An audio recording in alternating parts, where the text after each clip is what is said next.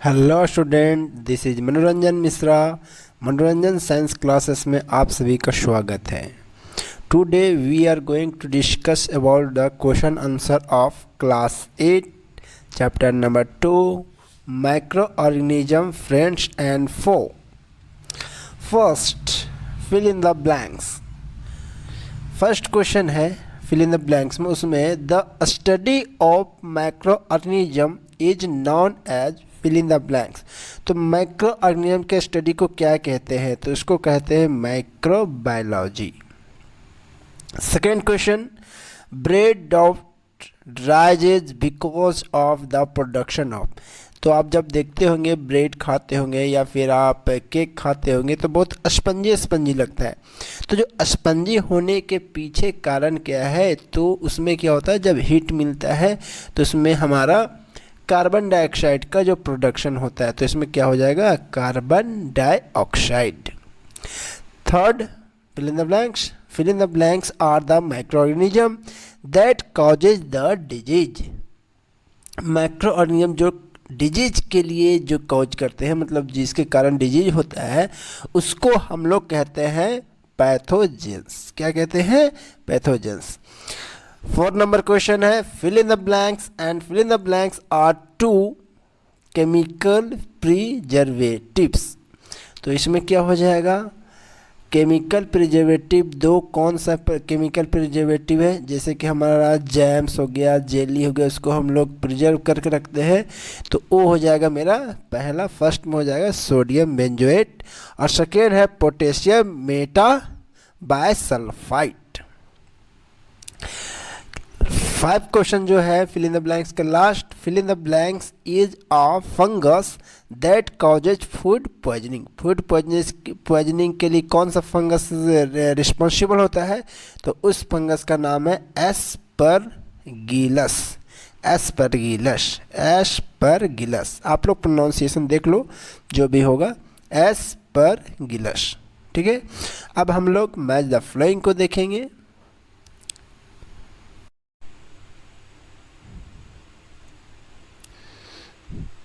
अब हम लोग मैच द फ्लोइंग को देखेंगे, जिसमें से फर्स्ट क्या है, रिंग वर्म। तो रिंग वर्म किसमें मैच करेगा? फंगस। रिंग वर्म के लिए जो हमारा रिस्पॉन्सिबल माइक्रोऑर्गेनिज्म है वो क्या है? फंगस। सेकेंड में है क्लोस्ट्रीडियम। तो क्लोस्ट्रीडियम मेरा क्या है?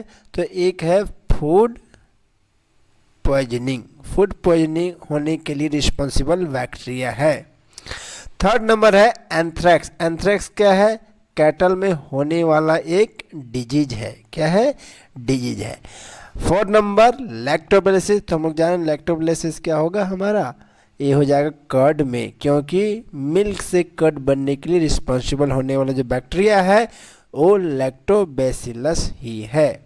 अब आ गया लास्ट जो मीथेन है, वो मीथेन मिलेगा आपका बायोगैस रिएक्टर में। अब हम लोग क्वेश्चन आंसर को देखेंगे, टिक द करेक्ट ऑप्शन को।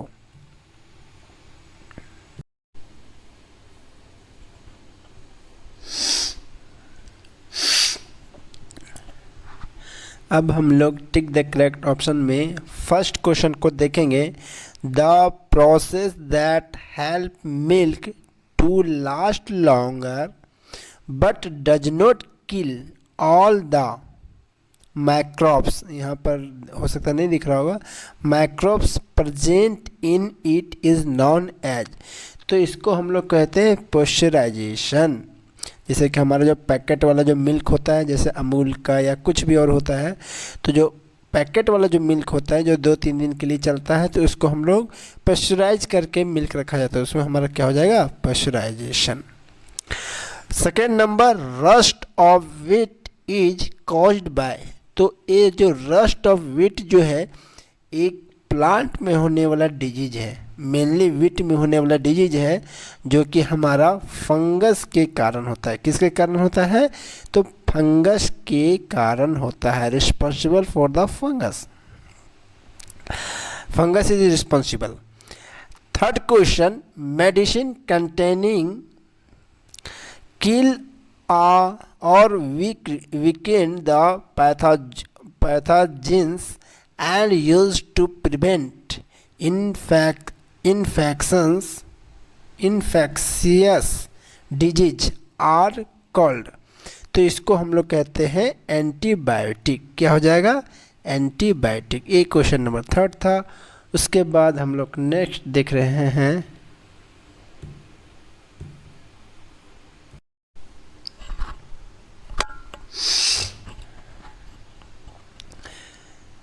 क्वेश्चन नंबर 4 है which of the following reproduce only inside a host cell.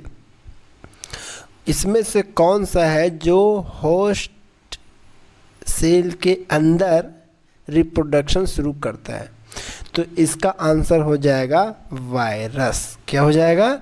Virus. क्योंकि वायरस की क्या क्वालिटी है, उसका बिहेवियर यही है कि जब तक वो एयर में रहेगा तो एज ए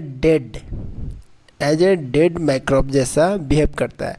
बट जैसे ही कोई एनिमल या ह्यूमन बींग्स या प्लांट्स के कांटेक्ट में आता है, होस्ट के कांटेक्ट में आता है, तो वो फिर वो रिप्रोडक्शन करना शुरू कर देता है, उसकी एक्टिविटी शुरू हो जाती है।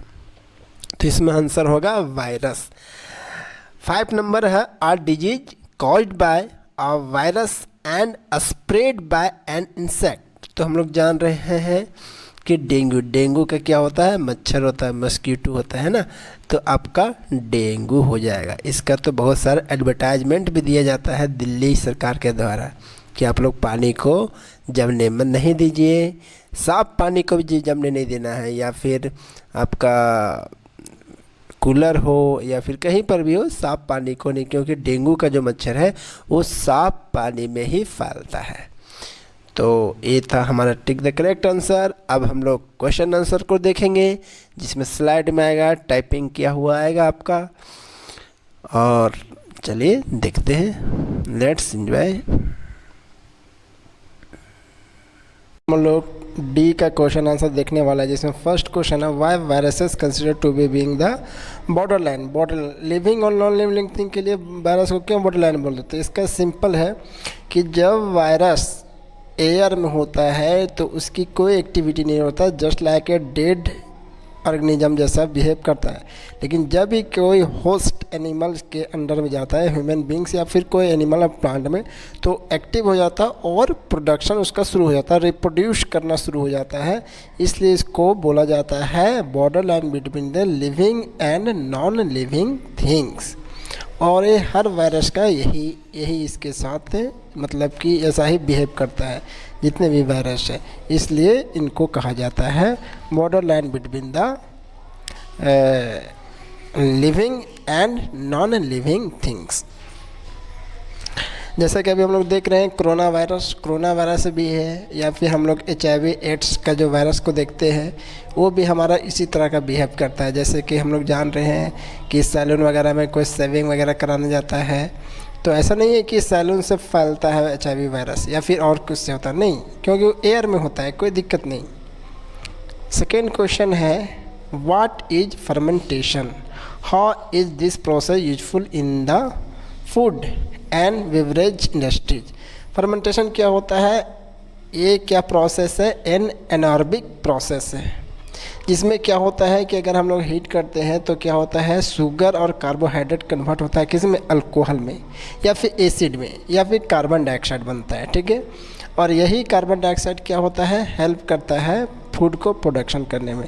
फंगी, जैसे कि fungi like east reproduce the rapidly produce carbon dioxide. Fungi में जो है वो कार्बन डाइऑक्साइड प्रोड्यूस करता है, जो कि ट्रैप हो जाता है। ठीक है, और उसके कारण केक वगैरह स्पंजी हो जाते हैं, ये हेल्प करता है। थर्ड क्वेश्चन है in the absence of the micro organism the earth would be hip of the dead plants and animal. तो देखिए सिंपल लॉजिक है, अगर माइक्रो ऑर्गेनिज्म नहीं होंगे तो जैसे एनिमल डेड मरते हैं या फिर प्लांट डेड होते हैं, तो क्या होगा, जमा होते होते एक बहुत सारा बड़ा पहाड़ बन जाएगा, हिप बन जाएगा। ठीक है, ढेर बन जाएगा। लेकिन हम लोग जानते हैं माइक्रो ऑर्गेनिज्म क्या करते हैं, उसको डिकम्पोज कर देते हैं, और वो डिकम्पोज करके सॉइल में कन्वर्ट करते हैं, उसका न्यूट्रिएंट्स को सॉइल में कन्वर्ट कर देते हैं, मतलब सॉइल से मिला देते हैं, जिससे हमारा इन्वायरमेंट क्लीन होता है। 4 number, Munna observe that the मतलब क्वेश्चन इसमें ये है कि मुन्ना देखा कि उसका फील्ड में जो वीट लगा हुआ है उसका प्रोडक्शन अच्छे से नहीं हो रहा है, और उसमें बताया जा रहा है क्या चीज़ का कमी है। तो इसमें आंसर सिंपल बात है कि नाइट्रोजन की कमी हुई है, और हम लोग को नाइट्रोजन जो लाने के लिए हम लोग क्या करते हैं, हम लोग को जो भी है लेगुमिनस प्लांट को लगाना पड़ेगा, क्योंकि उसके रूट में हमारा क्या होता है, राइजोबियम नाम का जो बैक्टीरिया होता है वो हेल्प करता है किसके लिए, नाइट्रोजन को फिक्सेशन के लिए, नाइट्रोजन को सॉइल में लाने के लिए। 5 क्वेश्चन है, why does it take the less time to prepare the curd in summer compare to the prepare in the winter. तो सिंपल हम लोग जानते हैं समर के दिन में हमारा टेम्परेचर ह्यूमिडिटी बहुत ज़्यादा होता है, और क्या होता है, फेवरेबल होता है किस चीज़ के लिए, fast growth of lactobacillus bacteria, मतलब कोई भी माइक्रोऑर्गेनिज्म के लिए ग्रोथ के लिए बहुत हेल्पफुल होता है। तो यहाँ तो हम लोग जानते हैं मिल्क से जो कर्ड बनता है वो लैक्टोबैसिलस से, तो उसके लिए बहुत हेल्प करता है। जबकि इसकी उल्टा में ठंडे के दिन में मतलब लो टेम्परेचर पर क्या होता है, मतलब कि जो ग्रोथ होता है माइक्रोऑर्गेनिज्म को वो चाहे कम कर देता है या फिर बंद कर देता है, स्लो कर देता है, इसलिए वो ज़्यादा टाइम लेता है क्या, विंटर के समय में। 6 क्वेश्चन है, how are the following disease are the transmitted. जैसे मलेरिया हो गया, कॉमन कोल्ड हो गया, टिटनस हो गया और टाइफाइड। तो मलेरिया हम लोग जानते हैं फीमेल एनाफ्लिज मस्कीटो से फैलता है।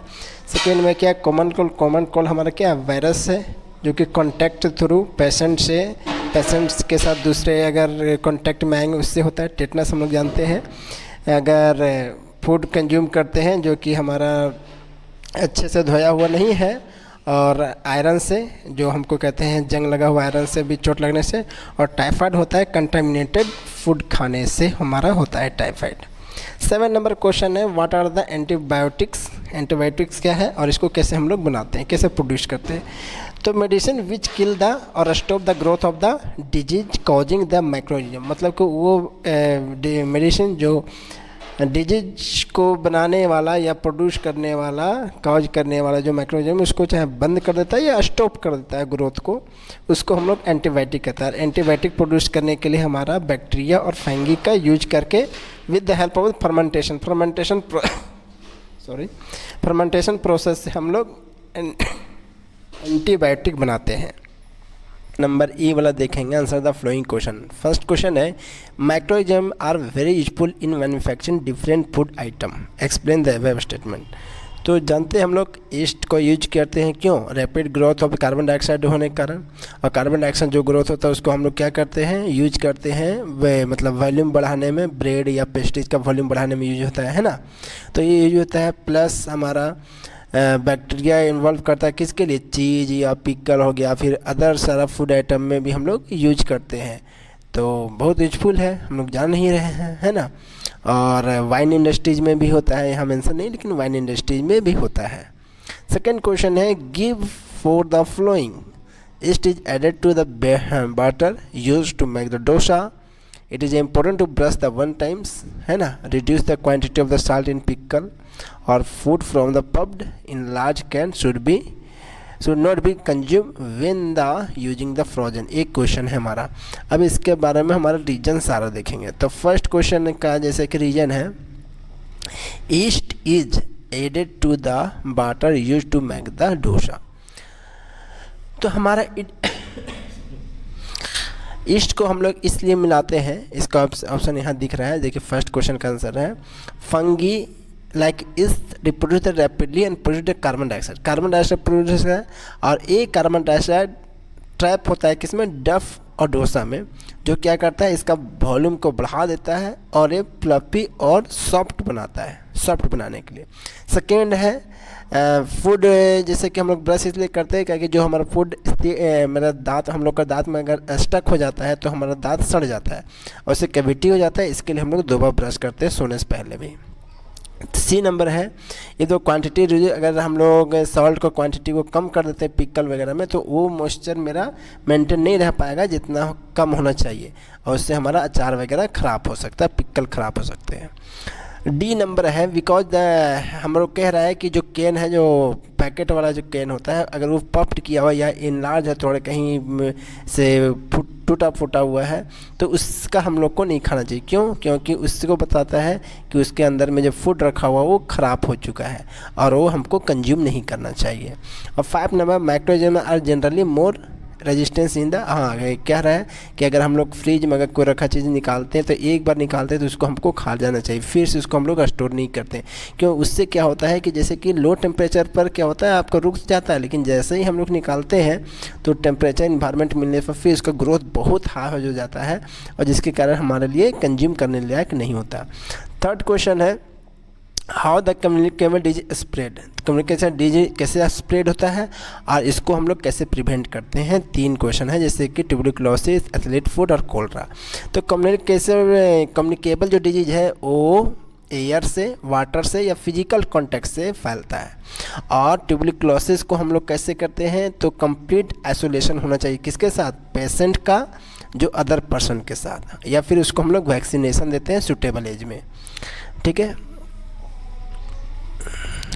और सेकेंड है एथलीट फुट, तो एथलीट फुट को हम लोग मेंटेन करते हैं गुड पर्सनल हाइजीन करने के लिए। और सेकेंड थर्ड थोड़ा सा थर्ड में है कोलरा, कोलरा को हम लोग मेंटेन करते हैं हाइजीन, हम लोग को हाइजीन गुड हाइजीन होना चाहिए, फूड को हम लोग कंटेमिनेटेड फूड नहीं खाना चाहिए। थर्ड नंबर क्वेश्चन है what are the pathogens, pathogens क्या होता है, सिंपल कह रहा है कि, और इसमें 2 पैथोजेंस का नाम है, तो वैसा माइक्रोऑर्गेनिज्म जो डिजीज कॉज करता है किसमें, ह्यूमन बींग्स में, प्लांट में या एनिमल में, उस तरह के माइक्रोऑर्गेनिज्म को हम लोग पैथोजेंस कहते हैं। और वो 2 है हम लोग प्लांट में जानते हैं, फंगी और वायरस के कारण बहुत सारे डिजीज होते हैं, और एनिमल में प्रोटोजोआ और वायरस है, बैक्टीरिया सारे हैं। तो वायरस के कारण हमारा कैसे होता है, वायरस के कारण कॉमन कोल्ड वगैरह होता है, प्रोटोजोआ से मलेरिया होता है, तो ये हमारा पैथोजेंस है। 5 नंबर है मोहन बॉट द समोसा, मोहन क्या हो गया, स्ट्रीट फूड जो वेंडर होते हैं उससे क्या हो गया, समोसा खा लिए और उनको क्या हो गया, फूड पॉइजनिंग हो गया, है ना, पेट दर्द होने लगा, वोमिटिंग होने लगा।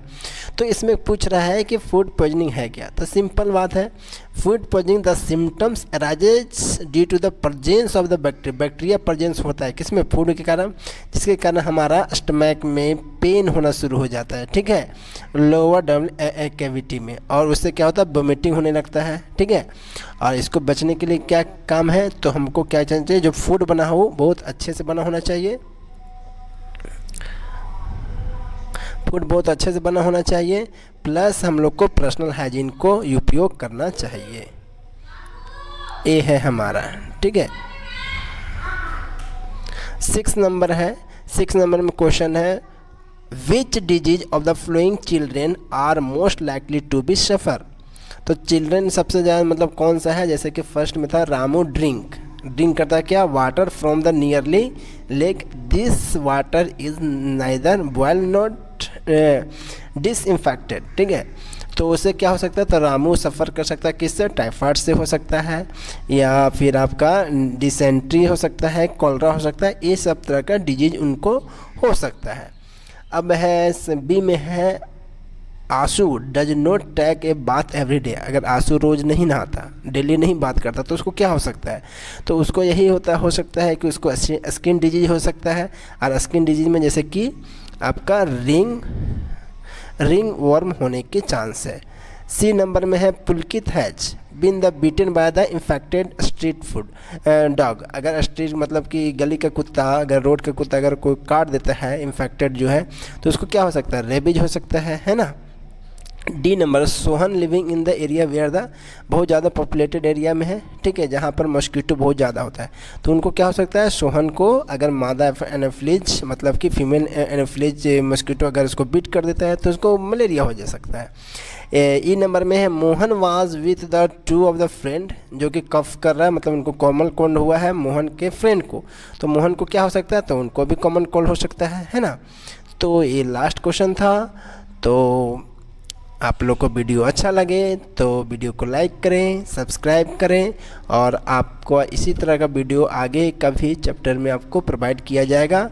आपको जैसा भी है, हिंदी मीडियम कंप्लीट चाहिए तो आप हिंदी मीडियम में भी ले सकते हो, इंग्लिश मीडियम में प्योर चाहिए तो वो भी मिल सकते हो। लेकिन मैं यहाँ पर दोनों समझिए कि ब्लेंड किया हुआ हूँ, समझा रहा हूँ मैं हिंदी में, क्वेश्चन को इंग्लिश में लिखा हूँ, पढ़ रहा हूँ। हमको लगता है कि दोनों मीडियम वाले समझ सकते हैं ना। तो थैंक यू, लाइक, सब्सक्राइब। जय हिंद, जय भारत।